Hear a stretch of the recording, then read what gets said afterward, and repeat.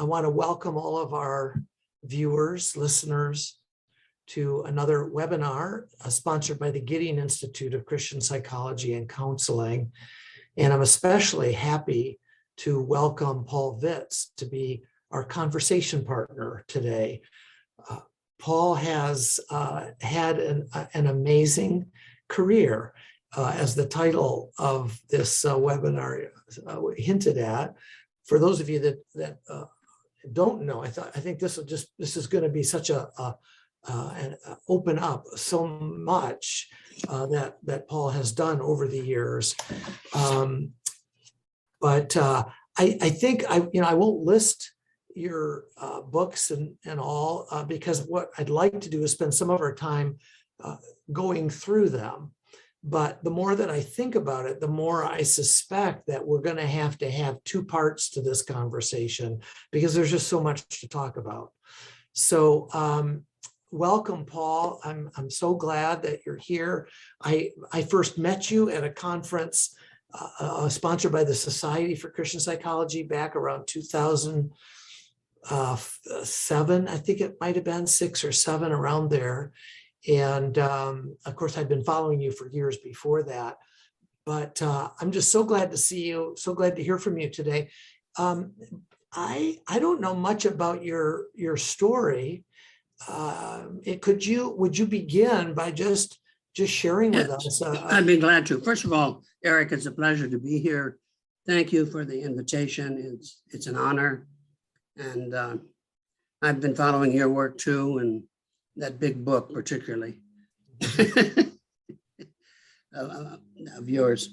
Well, I began as, I go back over 60 years now in psychology. I graduated from the University of Michigan in psychology as an undergraduate in 1957. I got my PhD in 1962 at Stanford. And my degree and training was in experimental and cognitive psychology. I was an atheist. My first, I did 2 years teaching at a college in California called Pomona College. Some of you may know about it. It's in Southern California. But I wanted to go into the university and research world. I went back in 65 for a postdoc. And then I went in fall of 65 to my first regular university job, which was at New York University, where I was hired as an experimental cognitive psychologist. And my early work was there in learning of sequential patterns, visual pattern perception, things of that kind. I won't go into the story, but oh, by the way, I'm married and wonderful wife, Timmy Vitz now, or Timmy Burge. She was also an atheist at the time. So we got married and made up our own vows without any reference to God. But about a year or so later, after we were married in 69, that was the Woodstock August. A year or so after, particularly, it started for me with our first child. I began exploring, looking around at other worldviews. There weren't many to choose from. And somewhat reluctantly, I discovered traditional religion, so I started to investigate it. And that began my journey to the faith. Came back through a sort of an Anglo-Catholic Episcopal church. We then, both of us then, a few years later, became Catholics. I've been in touch, however, with what I would call evangelical Protestants a great deal. From the very beginning, they were the people who outside of NYU first welcomed me. But when I became a Christian, I left cognitive psychology. I no longer did it anymore. I got interested in theology, religion, and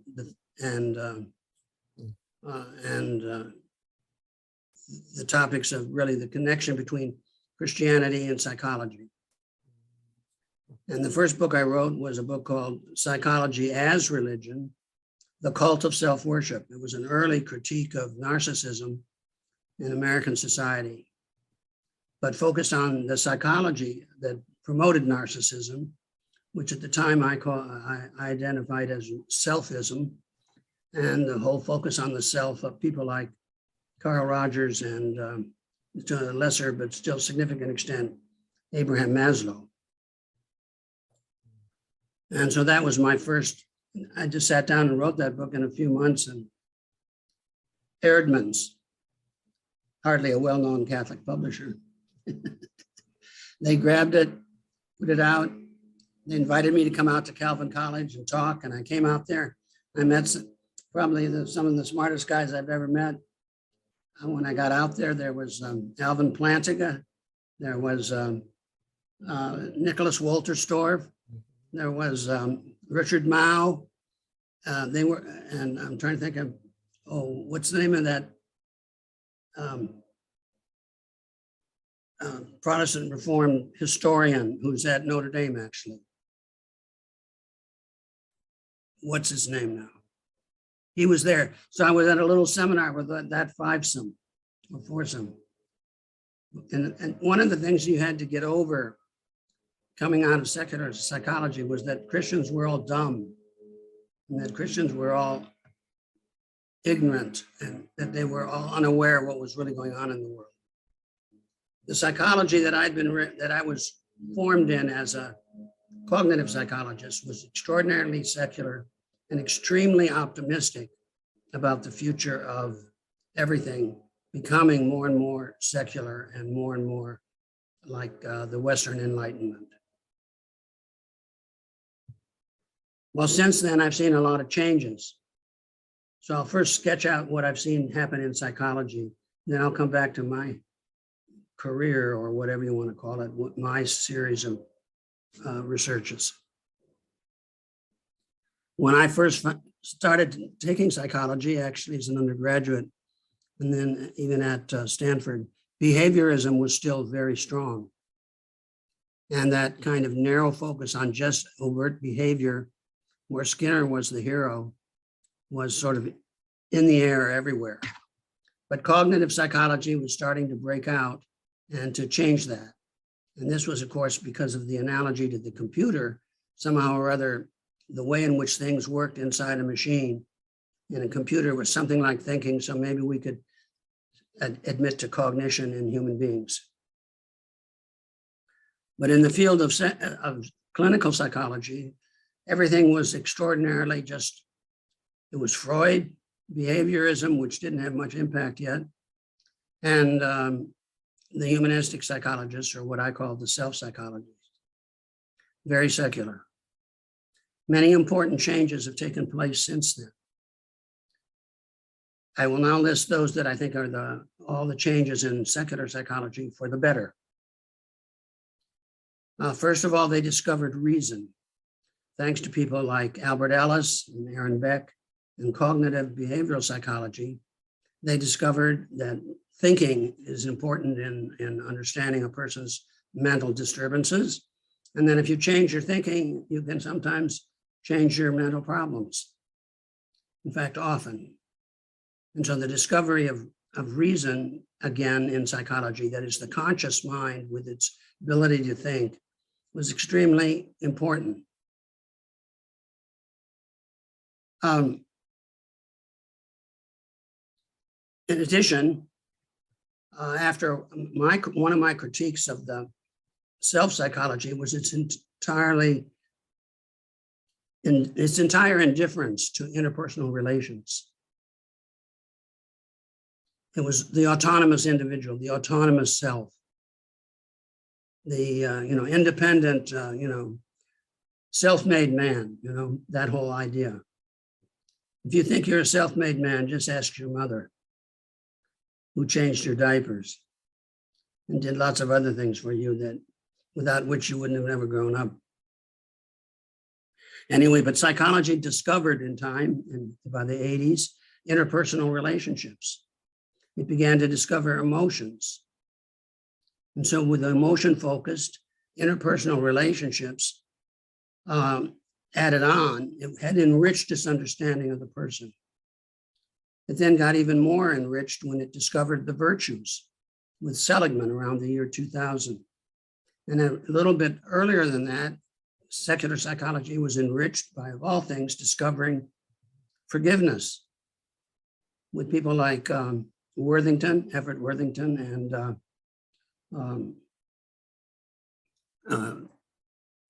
others. It was, sort of like it was a no-brainer, I suppose, for them to discover it. But of course, they kept away from it because forgiveness was seen as too Christian. In fact, forgiveness is something that is not Christian per se. Every culture has something like it. And the apostles didn't ask Jesus, teach us what is forgiveness. It was assumed they knew what it was. But anyway, forgiveness got introduced along with the virtues. And to some degree, even spirituality now became an acceptable thing in psychology in the 80s and 90s with all the new age stuff.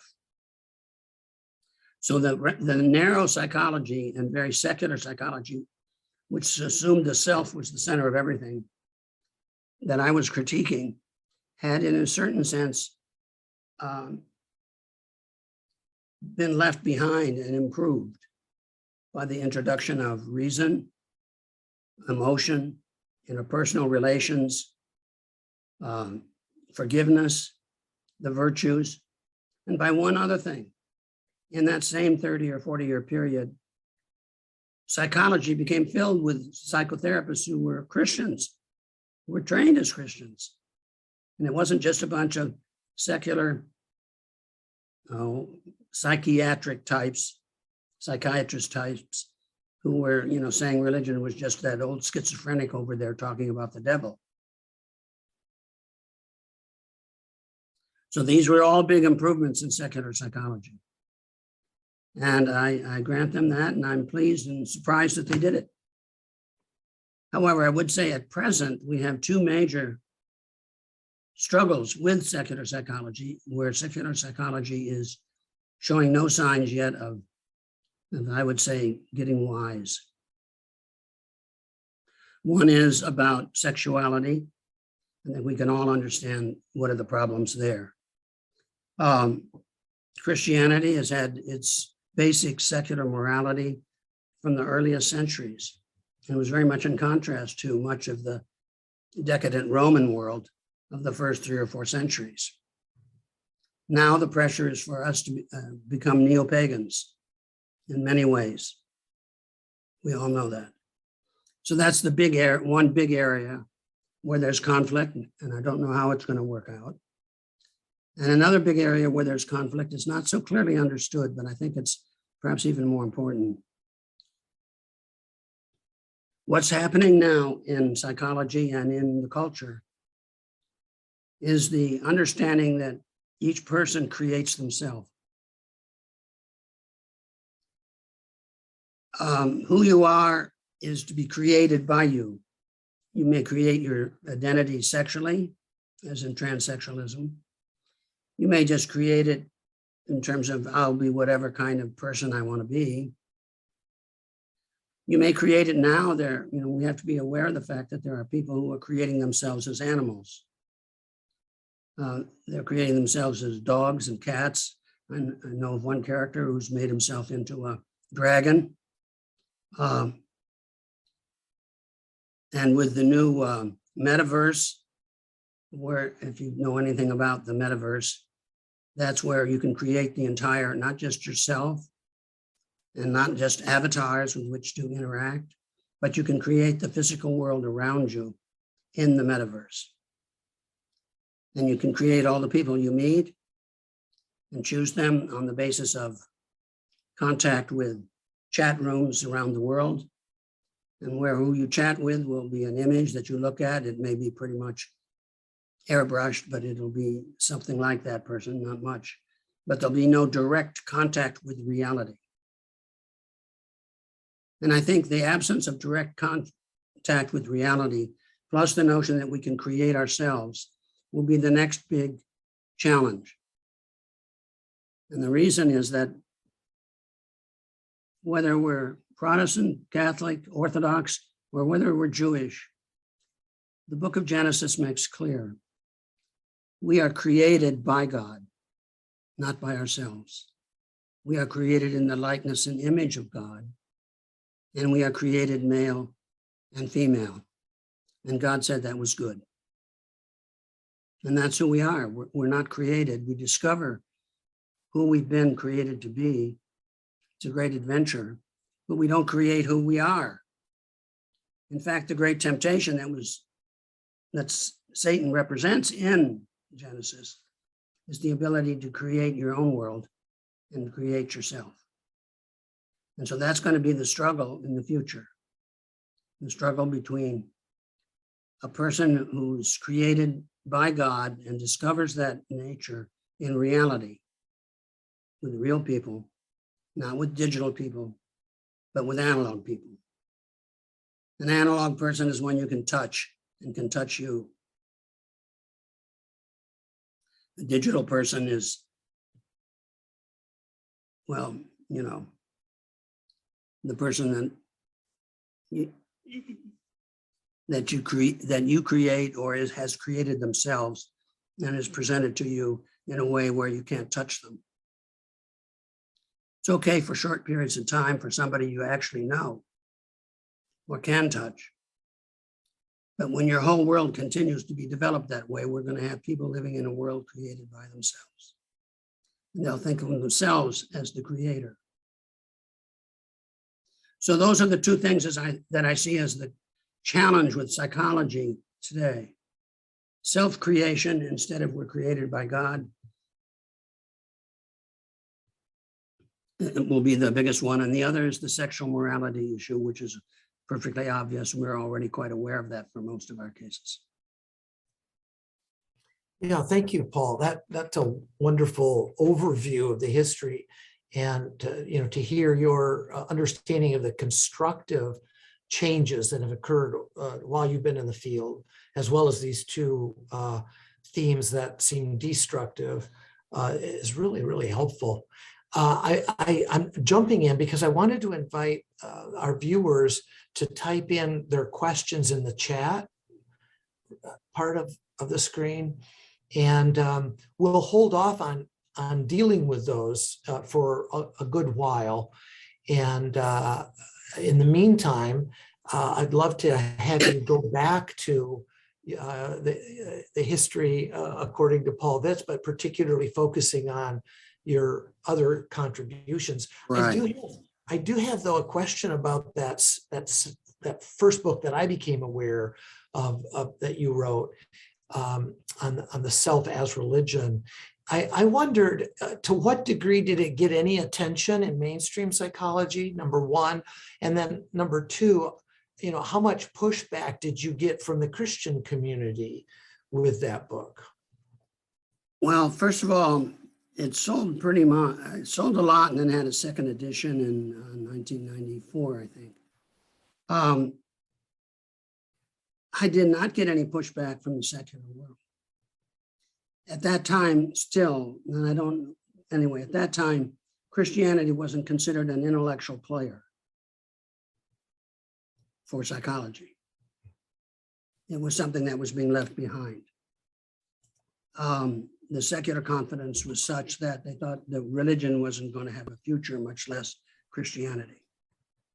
And that has in fact changed. That's another thing I should have mentioned. It's not what psychology did, but religion has remained alive and vibrant all over the world in different ways. And it was about that time that the evangelical Protestant world became very lively in our culture and suddenly made them aware that all of the sort of fading liberal Christians were not the representatives of the faith. And of course, Islam was very active. Somewhat later, Judaism and Israel was very active.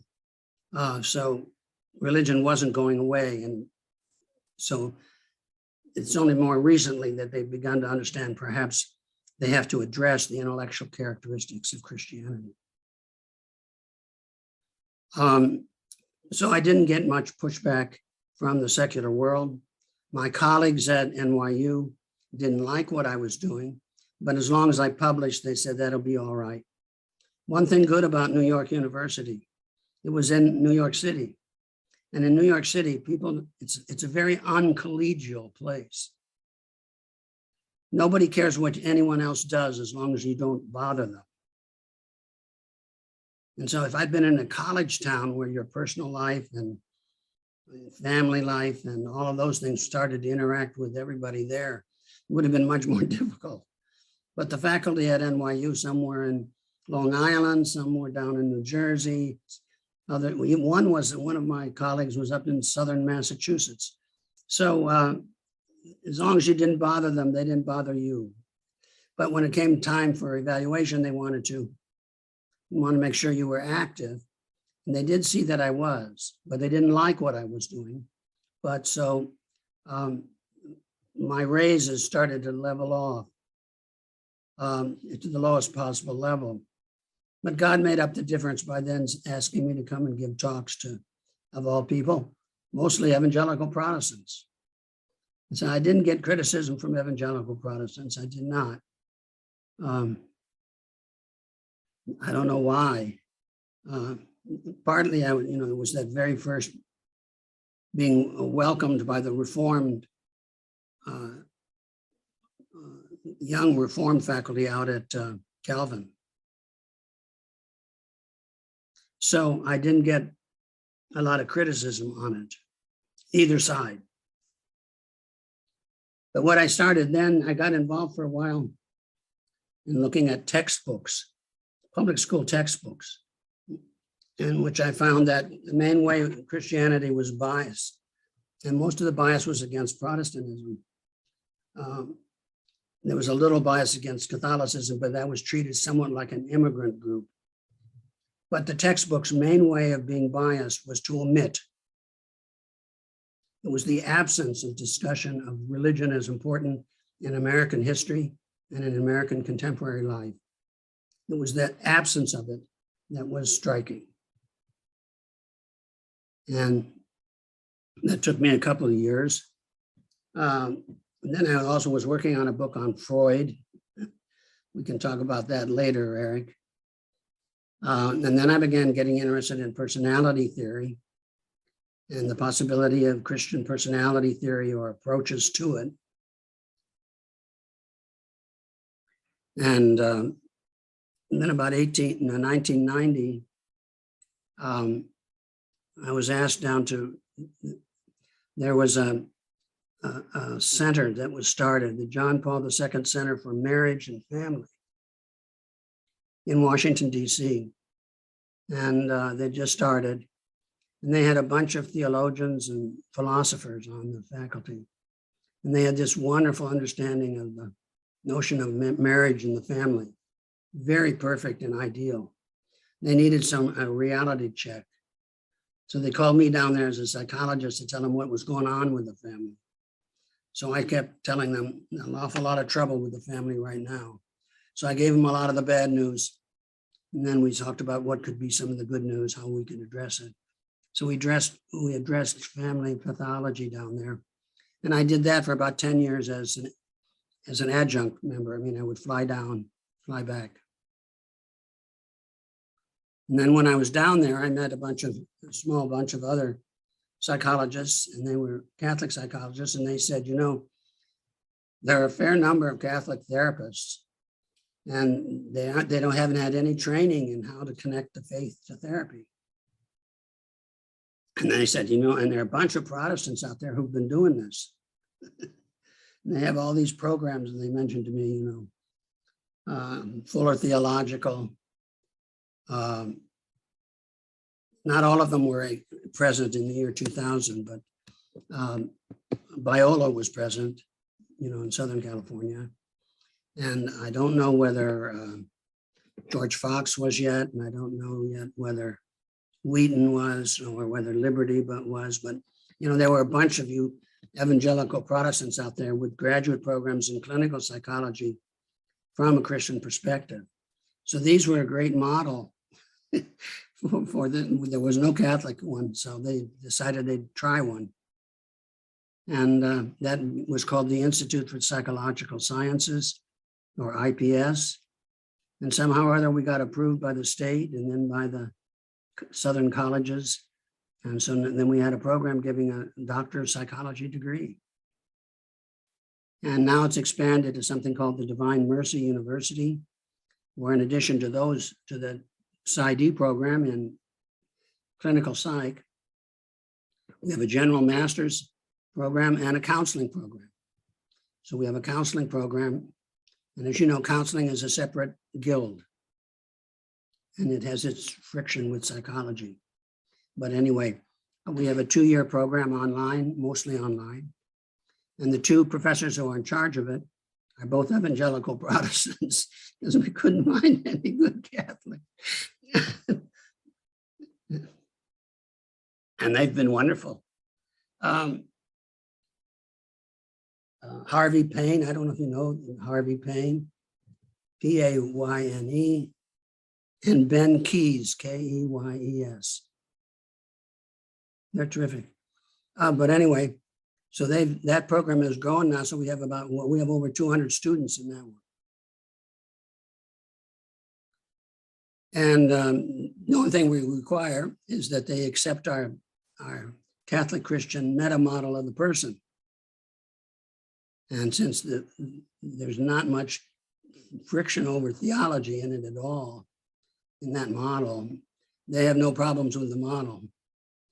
And it's not like Protestant Catholic or anything like that. It's just basic Christian theology in the model.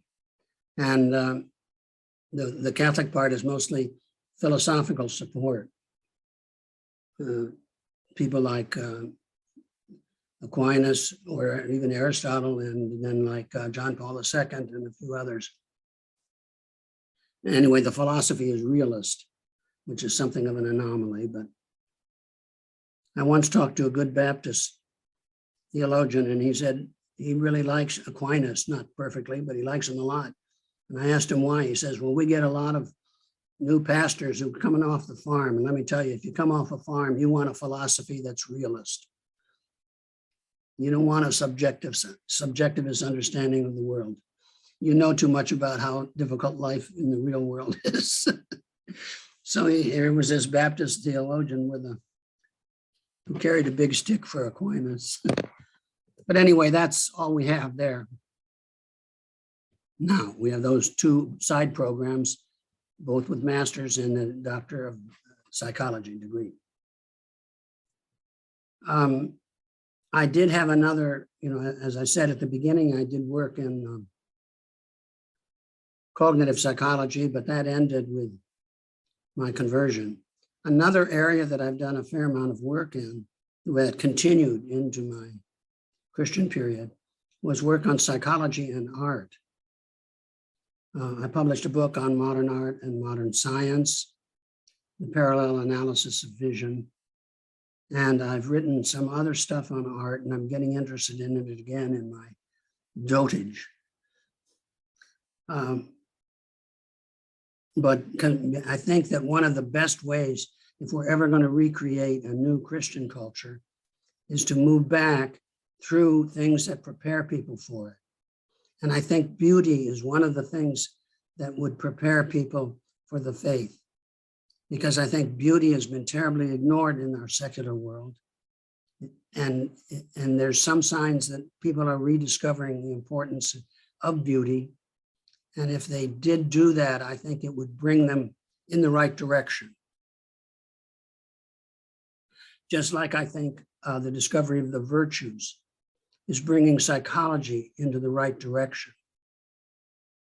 It's bringing it into philosophy, but it's also bringing them from the virtues bring psychology from determinism to teleology. It suddenly brings in purpose and goal as part of who we are and as one of the causal factors in our life. And it's quite possible to look at our pathologies, that is, our mental problems, as determined, most of which were probably determined in the early years of our life. But once you come to grips with the determinism of your past and negative experiences, and you've made some progress at dealing with them. The question is now, what are you going to do? How are you going to move forward? And that's what Seligman has discovered. If you want to flourish, you must choose where you go. You must choose a virtue and develop it, or several virtues. And that's what flourishing is, but that's teleology. And so we've gone, and Seligman doesn't know it, I don't think, well, he probably does, but he doesn't say it.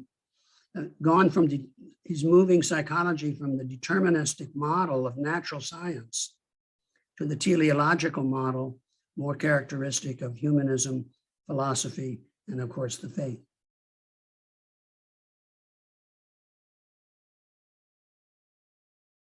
That's thank you, Paul. That's very stimulating. I want to pursue that eventually. But I would love for you to share how you got into Freud.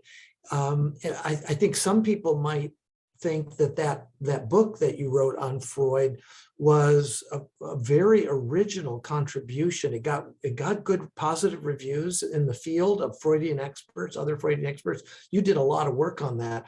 I'd like to hear some about how that developed, and maybe if you could summarize for folks that aren't familiar with that book. Yeah, well, that book came out about in '88. I was doing just on the side some biographical work on Freud, and I came across some of the facts about him that no one else seemed to be making anything, putting any emphasis on. And they seemed to me to be very interesting and very important.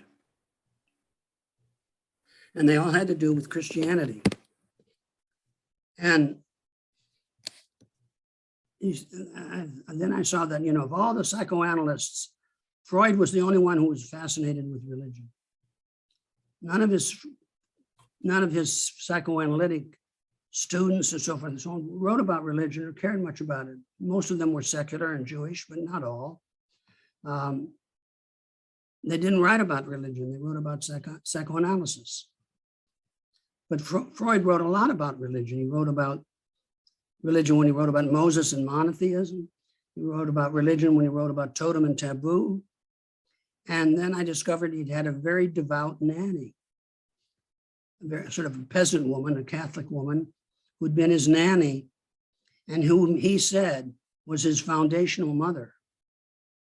And then I read a comment by Freud's natural mother who said, she used to take you around in the town and you would come home and preach to us about heaven and hell. So here's this boy, 2.5, 3 years old, coming home to preach to his family about heaven and hell because he's been taken around with a very primitive Catholic nanny around this small town. Now, this was 1856 to 1859 in a little town called Pribor in what is now part of the Czech Republic, Moravia. And there's nothing to do in that town. Remember this, 1856, 1859. No radio, no television, nothing. The only thing that was active in the town was they had a fairly big church that was famous for its music. And I suspect that she would take him to this church, that she probably catechized him, certainly if he could talk about heaven and hell, in a very primitive way. I have a suspicion she might have baptized him. That's one of the things I know Christian nannies often did with their secular Jewish children that they were taking care of. A couple of times in New York, people mentioned that they had done this or knew somebody who had. So I got all interested in this, and then I discovered the nanny was fired when Freud was 3 years old. And about that time, I was involved in looking at attachment theory. And there in attachment theory, they were talking about how important attachment was between the ages of particularly, maybe 1, 1.5, all the way up to 4 or 5. So I proposed that what he had was a deep love and attraction to Christianity through his nanny, and a deep resentment and hostility toward her for abandoning him. So then I began looking at things in Freud's life. very many weird things would come up. Here's one. Freud's youngest child, Anna Freud, reported to a friend of hers the friend was a woman named Lou Andrea Salome, who was a well-known novelist and woman of distinction in the early, let's say 1910. That's about 1920. That's about when this was happening. And Anna Freud and she became friends because this Lou Andrea Salome became a lay woman analyst through her participation in the Freud gatherings. Well, one day, Anna Freud went with her to the train station in a taxi. And Louis André Salome told her what Anna Freud had told her on the way to the train station. And what she said was that, well, now some of his children were visiting with their grandchildren. And when Freud would go, he'd take the grandchildren and go mushroom hunting in the Vienna woods. But before he would go mushroom hunting in the Vienna woods, he would have the oldest child go to the statue of the Virgin Mary and put flowers down in front of it. And then Anna Freud said, he used to do that with us when we were young. Now, this is a man who says all of our behavior is an expression of the unconscious. There's nothing trivial in what's going on, but he's having his own children, or at least the oldest one in the group, before they went mushroom hunting, I guess as an act of superstitious help or something, put flowers to the statue of the Virgin Mary. And this went on for at least 30 years. And he rejected his wife, who was Jewish, more Jewish than he, for lighting candles. He didn't say, I don't want candles lit on the Sabbath. It's a superstition. Then I came across some other things about Freud. A quote, Freud said once, "Don't you know I am the devil?" And then he said, "I've had to play the devil all my life so that others can take what I have discovered and build a beautiful cathedral, Domo." Wow. And then somebody starts doing a lot of work on Freud. I don't do it all, on cocaine. You may not know it, but when Freud was what we would call a graduate student working in physiology at the University of Vienna, he wanted to get ahead. And so he discovered a drug that nobody knew anything about called cocaine. And he wrote to a drug company, a small drug company in Darmstadt. And asked for the drug. And he sent it to him. And what's the name of that big drug company now? The biggest one in the world almost. Bayer? No. It's from Germany in Darmstadt, the one that he wrote to. Yeah. Bayer? Pfizer? What? Pfizer? No. Oh gosh. Anyway, the founder of it was the model that Goethe used for the devil, for Mephisto, in his famous Faust play, which Freud knew well. And he said when he was writing this grandson of the founder, he was writing a revenant of the original devil, of course, or the model of the devil. Oh, I'm having one of those senior moments on that name.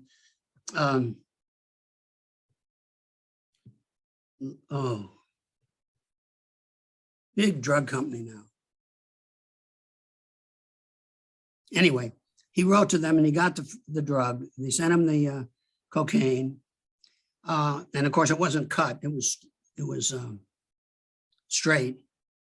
And he took it and he started pushing it among all the graduate students that he was in contact with, talking about how wonderful it was. And Freud published 2 papers advocating cocaine as a wonderful psychological upper. But what you might like to know is when he took it. Merck. That's the name of the drug company, Merck. It's big, isn't it? Okay, M-E-R-C-K. And Merck was the original model of Mephisto. Well, in the famous work by Goethe called Faust, Faust, you know, signs up with the devil, right? But when does he sign up with? He signs up with the devil on the witch's Sabbath. And on the witch's Sabbath, Walpurgisnacht, it's called, he drinks a potion that's given to him by the witches. And with that, he seals his pact with Mephisto. Now, the witch's Sabbath, or Walpurgisnacht, is April 30th. And that's when Freud took it in a liquid form. Wooga wooga, right?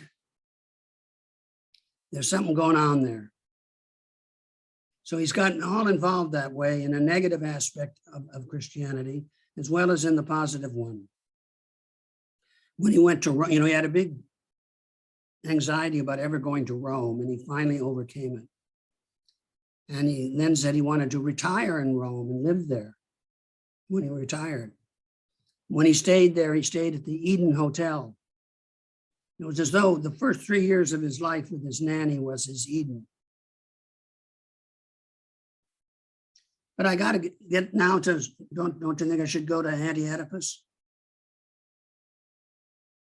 Yeah, that would be great. Yeah. Well, I finally began looking into the, you know, well, first I'll preface this by saying Freud was fascinated all his life with certain other people. And here are some of the people he was fascinated with. He was fascinated with Moses. He was fascinated with Oedipus. He was fascinated with Leonardo da Vinci.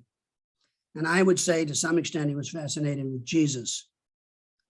Now, Freud, let me explain what was in common with all of those people. Every one of them had two mothers and an ambiguous father. Moses, they don't know his father. You know nothing about his father. You know his mother. He had a Jewish mother and then an Egyptian mother who raised Moses. And the book, Moses and Monotheism by Freud, is an entire volume devoted to argue that the father of Moses was an Egyptian and not Jewish. That book came out in 1935 or so, or 36, and was considered by most Jews to be a deeply anti-Semitic book because it was taking away Moses from being Jewish. Then we have Oedipus. Oedipus had two mothers, didn't he? His natural mother, and then he was raised by the Queen of Thebes or something. And then eventually he ends up killing his father. He didn't know who, the father was ambiguous. He didn't know who he was. And he kills him, marries his mother. Leonardo da Vinci. Freud's only piece of art that he ever analyzed was the painting by Leonardo of the Virgin Mary, Saint Anne, Mary's mother, Anna, and the baby Jesus with a lamb, a little lamb. Well, he analyzed that because the two mothers were about the same age, and it said Jesus had two mothers, Anna and Mary. They're about the same age, except the younger mother, and so forth. And then he analyzes Leonardo da Vinci as having two mothers and as having expressed that in the painting. So I don't want to go in, you know, I could go on forever about Freud's own personal life and his own uncertainty about who his father was, which most of his biographers agree was the case. But I'll continue now with this. Forgetting all of the personal aspects of Freud's life, let's just look at what he called the Oedipus. And Oedipus comes from both the Oedipus theory and from his theory of the origin of religion, which he puts in Totem and Taboo. And in the origin of religion in Totem and Taboo, Freud says that the original order was one man, the father, who possessed all the women, and the sons got together as a band of brothers and killed the father. And they created religion by making the father a totemic meal where they would eat the father and identify with the father, and created out marriage with the women because of their feeling of guilt. All right. So we have Jesus is the son who loves the father.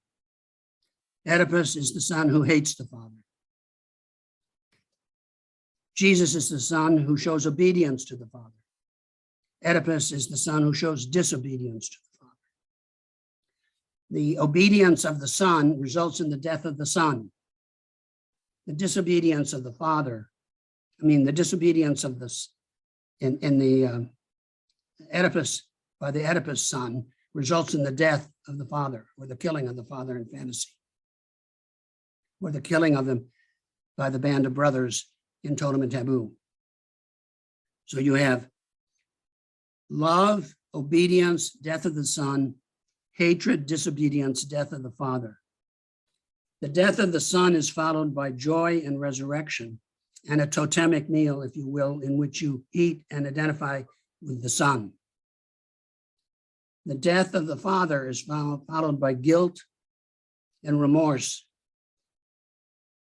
and by a totemic meal in which they eat the father. And as a result, it sets up exogamy. That is, according to Freud, the women then had to marry outside of the community. Why? Because they felt guilty over having killed the father to possess them. In the Christian world, the women are not exogamy. They are named Christians just like the sons, and they are part of the community.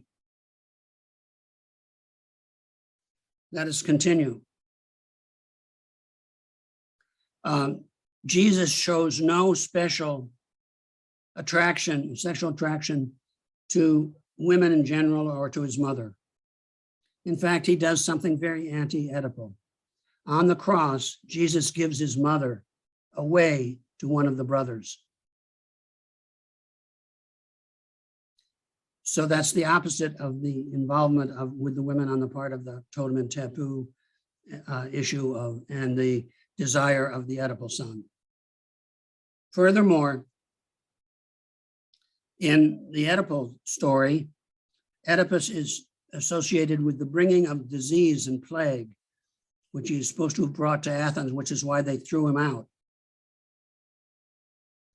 While Jesus is associated with the curing of diseases, not the bringing of them. Oedipus blinds himself at the very end. Jesus brings sight to the blind.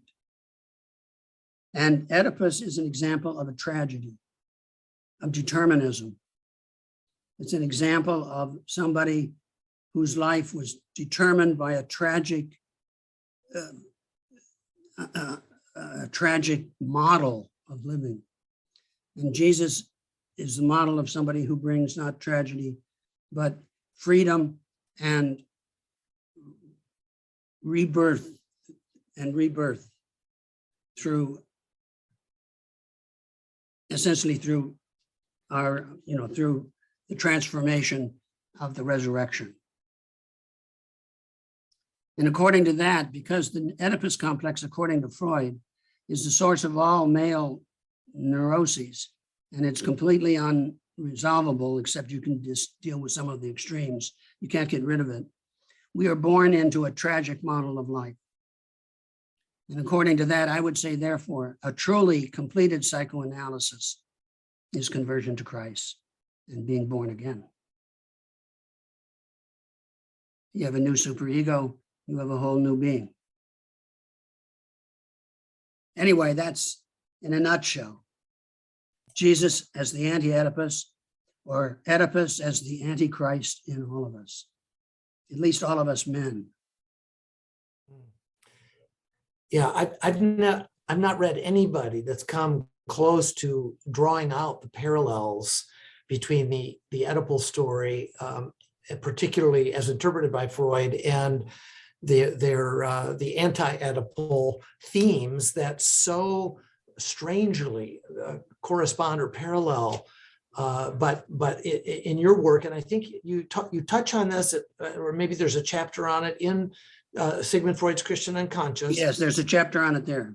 Okay, and then you expanded on that, I think, in 2 or 3 articles. Two articles, yes. 2 articles. Okay, in Journal of Psychology and Theology. Right. Yeah, that's amazing. Now, the one piece that you left out that is quite a segue, I think, to another book of yours that is related to the work on Freud that I wanted to hear you trace out, is that Freud's despising of his father, and how that may have, well, I think what you do in Sigmund Freud's Christian Unconscious is you also turn Freud's theory of atheism inside out or upside down, and suggest that his relationship with his father was a contributing factor to his atheism. Yes. Right? I wrote a book called Faith of the Fatherless, the Psychology of Atheism, in which I argue that many famous atheists, the reason they were atheists is their father had been dysfunctional in some important way. He was absent, he was rejecting, he was abusive, he was weak. He was weak and sick and unable to defend himself, or maybe just plain rejecting. And so in order to test this, I went back into the lives of famous atheists to read their biographical material and matched them with famous theists of the same period of time. And I found a lot of evidence for it. There was much evidence in the case of Nietzsche, Freud. Freud didn't like his father. He was embarrassed. I'd have to stop and give all the little anecdotes that showed that everybody agreed he didn't like his father, because his father, once Freud reported that his father, an anti-Semite in Vienna, knocked his father's hat off. And Freud asked, well, what did you do? He says, well, I picked up my cat and walked away. Freud considered that cowardly. Freud, whatever he was, and he was a lot of intense ambivalences in his life, he was not a coward. And this bothered him greatly. And so I found it with present in the lives of all kinds of famous atheists. I found it in even contemporary atheists. I found it in the life of Albert Ellis. I found it in the life of, who were these? What are those atheists? The new atheists around the year 2000. They were, 4 of them. And that was,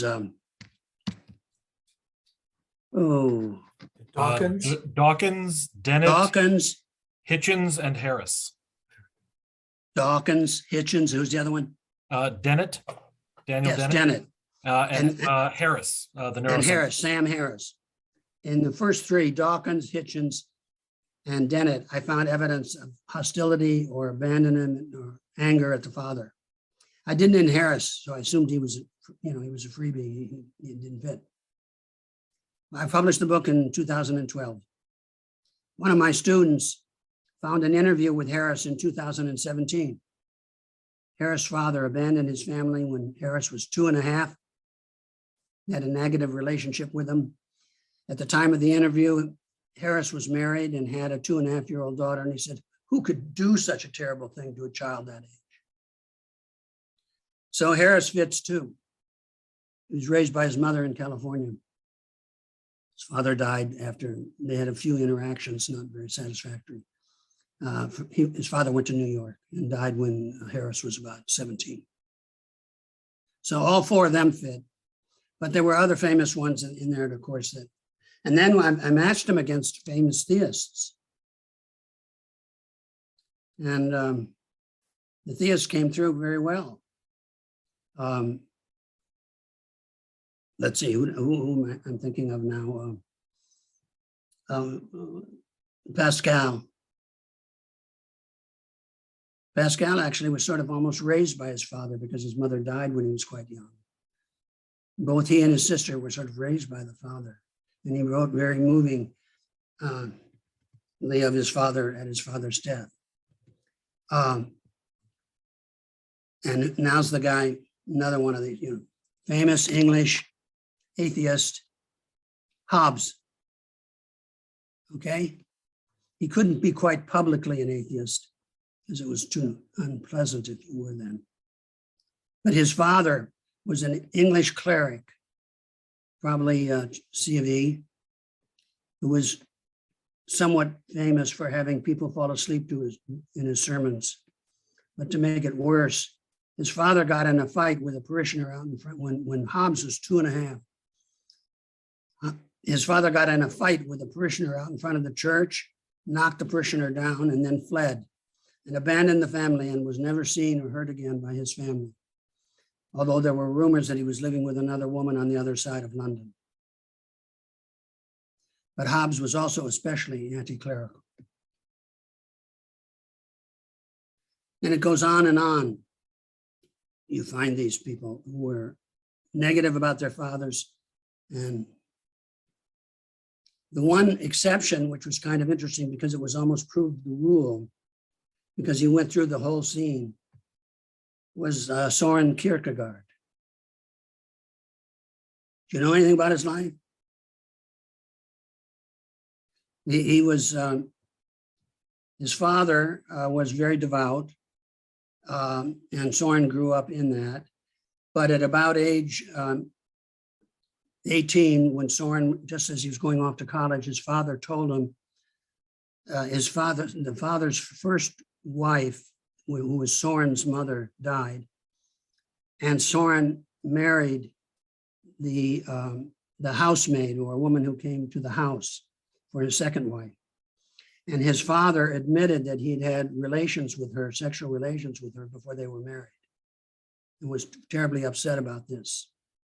Well, Soren found this completely destructive of his image of his father and went off to college and became something of a nasty atheist. And then later his father tried to reconcile. And finally, when his father was dying, Soren went back and his father confessed everything and they were reconciled. And then later Soren wrote that your father is the main source of your understanding of how you get to God, and that your relationship there is central. And he returned to a deep belief in God after that reconciliation. But it required the reconciliation, which had never occurred in any of those that I read. But that's the idea that, if God is your father and the first father you know is that son of a bitch who beats you when he gets drunk, or who has abandoned you and is frivolously living with other women, not caring about your mother and his wife, that sets up a very serious tension. And so it's, for the intellectual atheist, I would say it's often a pattern. There are other kinds of atheists, mostly what I call just plain ordinary truck driver atheists. They don't even think about it much. They're just functional atheists all the time. I don't know if they have had bad fathers or what, but they're just not, they're not conceptually, shall we say, conceptually worried about it or dealing with it. They just function as atheists. Well, Paul, that's so fascinating. And I talked with you earlier about the possibility of having another meeting with you. And it occurs to me, I kind of thought that maybe we would run out of time, and a few people have already had to leave. I think for the sake of hearing about the rest of your career, I'd like to ask you to come back, or for us to revisit with you maybe in a couple of weeks. We'll send out messages in plenty of time so that people can know. But maybe we could wrap up on this note of what you were saying there. One of the things that I consider to be one of your most important contributions among so many is that your book on Freud and your subsequent work on Father of the Fatherless, I think basically performed a psychoanalysis, a Christian psychoanalysis of Freud, using the same kind of methodology that Freud developed, but from a Christian worldview standpoint, showing how I think a Christian worldview actually helps us to make better sense of Freud's atheism than Freud himself was able to understand it. I think so. I hope so. But, I know enough psychoanalysts to know they don't all agree. That's right. That is so true. I'd be glad to come back and talk about some of the other papers and so forth. But in May isn't a very good month for me. Okay. I'm gone a lot. Okay. June is fine. May, maybe up until May 10th or something would work, but it's a Okay. very busy month, and I'm going to be in Europe for about a week, almost in late, Okay. around the 20th. We'll work those details out then. Before we leave, does anybody have any? I don't think I saw it. Ask questions, yeah, and maybe you have one right on the tip of your, cortex. About And if not, that's okay. But maybe save them up for the next time we get together Right. with Dr. Vitz. Thank you so much, Paul. You could just, it just flows out of you so effortlessly. This was a delight, and I look forward to the next time we have a chat.